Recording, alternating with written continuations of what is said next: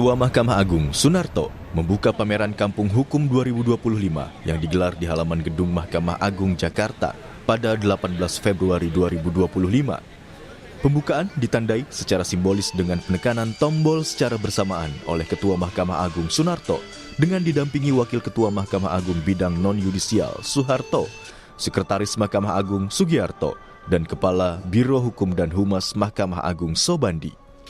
Dalam sambutan pembukaan Kampung Hukum 2025 yang mengusung tema dengan integritas pengadilan berkualitas, Ketua Mahkamah Agung RI Sunarto berharap pameran Kampung Hukum ini dapat memiliki dampak positif dalam meningkatkan kepercayaan publik kepada Mahkamah Agung dan aparat penegak hukum di Indonesia. Dengan adanya pameran Kampung Hukum ini, memberikan kesempatan kepada publik untuk lebih memahami hak masyarakat dalam prosedur serta cara menyelesaikan masalah hukum secara sah. Sunarto menambahkan, pameran Kampung Hukum bisa menjadi platform untuk memberikan pemahaman hukum yang sederhana dan mudah dipahami oleh masyarakat umum. Kampung Hukum dapat meningkatkan aksesibilitas layanan hukum kepada publik karena Kampung Hukum menghadirkan akses langsung ke institusi hukum seperti kepolisian, kejaksaan, pengadilan, KPK, serta instansi hukum lainnya. Pameran Kampung Hukum dapat menjadi platform untuk memberikan pemahaman hukum yang sederhana dan mudah dipahami oleh masyarakat umum.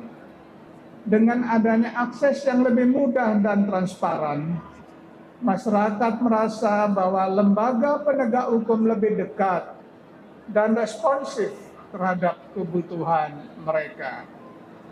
Kampung Hukum dapat membangun kepercayaan yang lebih besar terhadap sistem hukum yang ada di negara kita.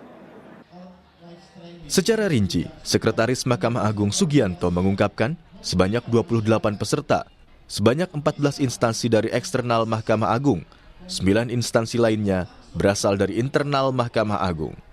Sugianto menambahkan, tujuan penyelenggaraan Kampung Hukum ini memberikan edukasi serta informasi mendalam kepada masyarakat, mahasiswa, dan pemangku kepentingan terkait produk pelayanan publik dari para peserta sebagai bagian dari transformasi digital dan peningkatan pelayanan publik.